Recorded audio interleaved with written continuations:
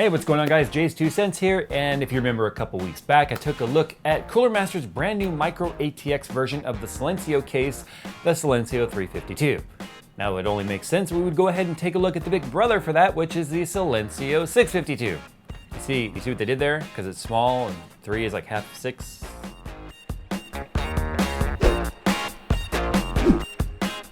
Gigabyte's Flex Display technology automatically detects and connects up to 4 displays for the best gaming experience in multi-display Ultra HD. Click the link in the description to find out more. But before we do the build, we're going to go ahead and talk about some of the key features of this case, who this case might appeal to. We'll put a system in it and we'll see if this case delivers what it is it's supposed to deliver.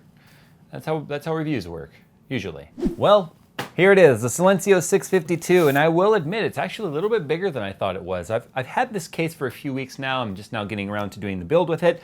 And I don't necessarily like doing case reviews of empty cases, but I didn't have a situation where I needed to build anything yet. So this case got shelved for just a little bit until recently. Well, my dad is actually needing a new computer, so I'm going to be building him a computer, and we're going to be putting those parts into the Silencio 652. And I think that this case fits the bill perfectly. And I'll get to that in a minute. Now we'll go ahead and take a tour around the case.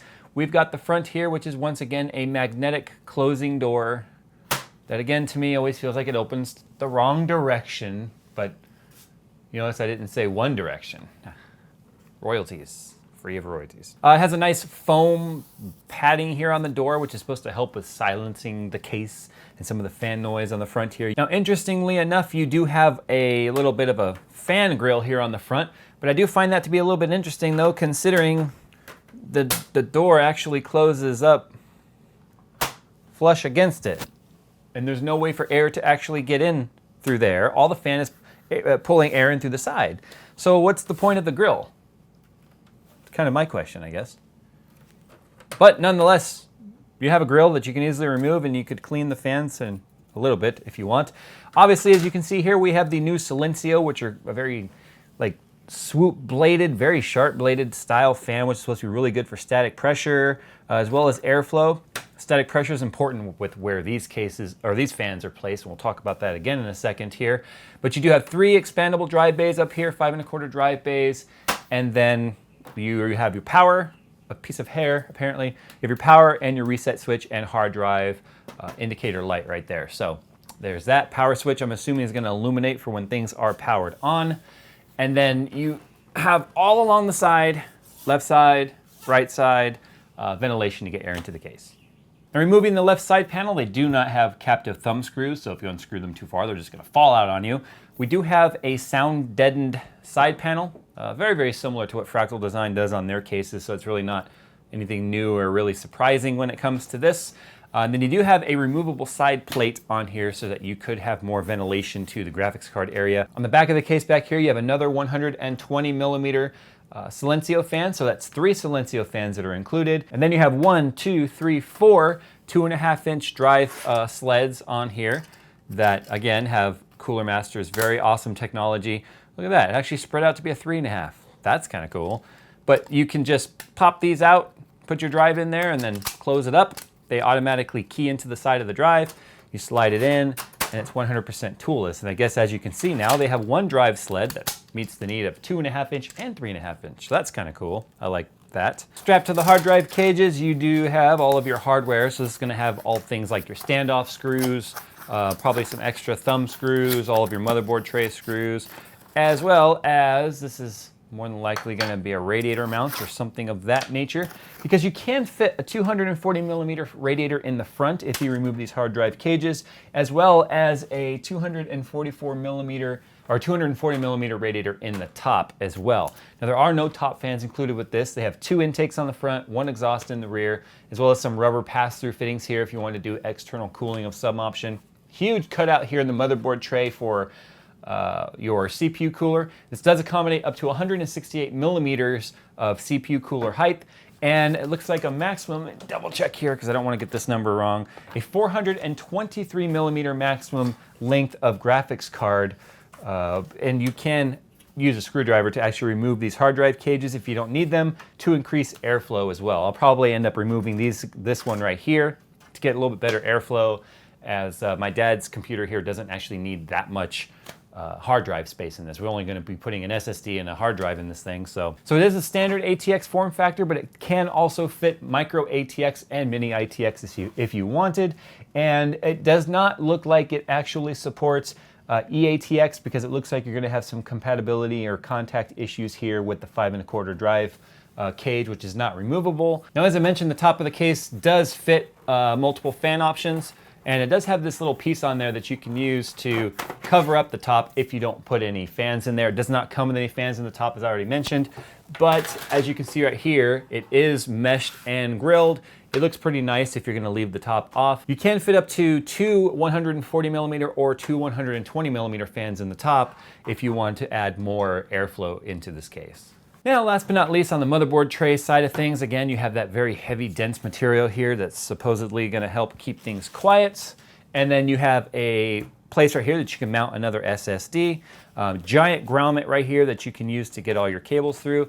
Only about a little bit less than an inch worth of space here that you can actually work with. So there's not a lot of room right here for cables, so you want to keep that in mind when it comes to routing of your 24 pin. I'd probably bring that around this way. We'll see how we do it when we do the build. But massive motherboard cutout here for being able to install your cooler after the motherboard's in the case, so that's kind of nice. And then all the wiring that comes with this case is also all black and sleeved, which is going to be very nice. And then as you can see here on the front, you have splitters that come with all the fans. That way, if you're not going to be using the motherboard headers on your motherboard to power your fans, you can power them off of 4-pin Molex. Now that we've taken the tour around the case, let's go ahead and build something in this thing. It's not something I do often in case reviews. Like I said, this case is going to be going directly into service, so we're going to see if this meets the needs of what I needed in the case. I think it's going to fit perfectly for the user case scenario that it's going in. We'll talk about that at the end of the video, about why this case was chosen for this build and why maybe you should consider it, and if it's going to meet the needs of what you need for a more budget-oriented case that's not going to wreck your bill or wreck your bank account, but still give you a lot of really cool features. So with that said, I guess there's time for only one more thing. Transition. Well, here it is, guys. The Silencio 652 is now built out with a PC that's going to be used and not one's going to be taken apart. Now, I know that you guys might have been thinking this was going to be the build I'm using for the AMD versus Intel on how much you really need in terms of horsepower, but this is not it. Like I mentioned earlier, this is a build that I did for my dad, who I guess is starting a YouTube channel about programming and stuff.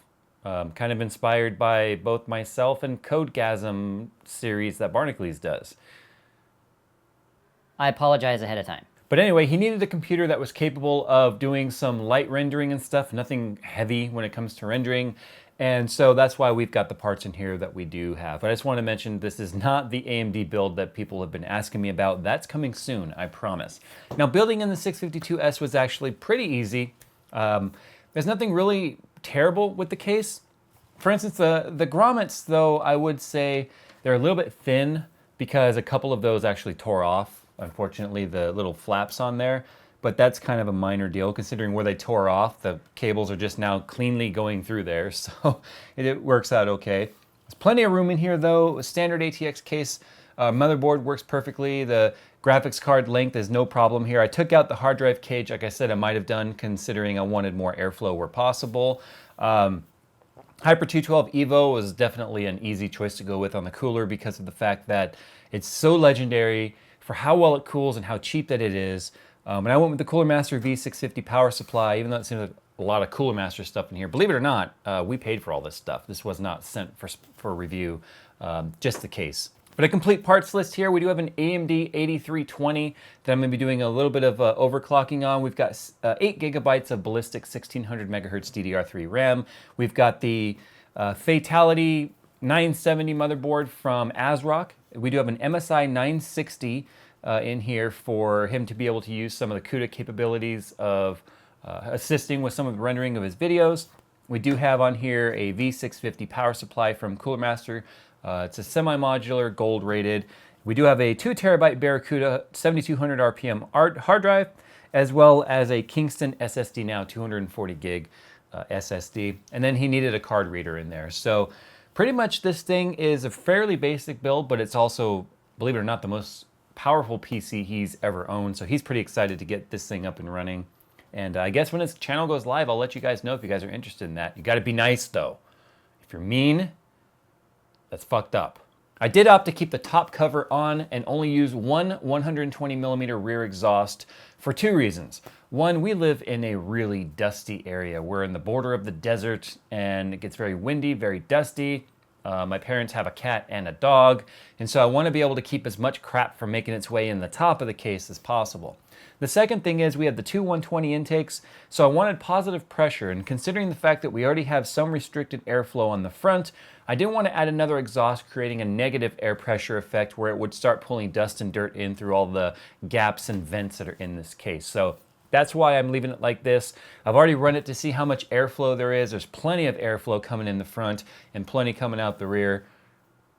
It's always fun to say. And considering I know for a fact he's not going to be doing any long gaming sessions or anything like that, I'm not having any concern whatsoever about thermals inside this case. Now I know I say he's not doing gaming. It's kind of funny to see the MSI 960 gaming graphics card in here. But like I mentioned, we are using the 960 so we can utilize CUDA and give him a little bit of extra horsepower when it comes to rendering. And who knows, maybe he'll play a game or two now that he has a gaming / rendering machine. It's actually interesting how much gaming and rendering machines truly do have in common. So there you go, guys. The Cooler Master 652S. I think it fits his needs perfectly. It's filtered on the bottom, and the reason why I chose this case for him, as I mentioned earlier, was the restricted airflow, which is going to assist with the dust and pet hair, like I mentioned, the fact that we can cap off the top, and the fact that it's got a huge gap on the bottom here because his PC currently is on the floor. He says he's going to move this up to his desk, but until he does, it will be on the floor, so I wanted to make sure that we're going to have plenty of ventilation on the bottom, plenty of filtration as well, a nice compact case that looks good, and he fell in love with the 352.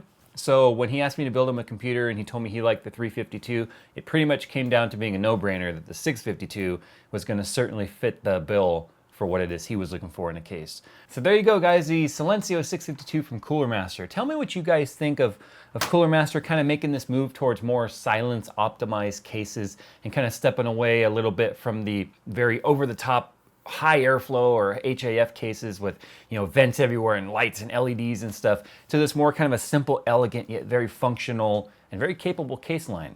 So I think the 652S is a winner. I'd have no problems building myself a system in this and using it, whether it be for gaming or productivity. It's a very sleek case. I'm very impressed with it. So the only thing that could have made it maybe a little better would have been a side window, especially since the components in this thing are so pretty. It would have been nice to be able to see them. But yeah, I guess adding a window to that theoretically would make it louder, but not necessarily, honestly. Anyway, there you go, guys. JayzTwoCents here looking at the Cooler Master 652. Fantastic case as far as I'm concerned. So there we go. Follow on social media if you guys have any questions. Facebook, Twitter, Instagram, all that fun stuff just to hang out. I love hanging out and making videos for you guys. And as always, thanks for watching. She has a little flag. Pretty much every single month you get one item that they freak out over, which I guess kind of makes it worth it. Unfortunately, there's still no kids' shirts in the kids' nerd blocks. No one touch my Elsa.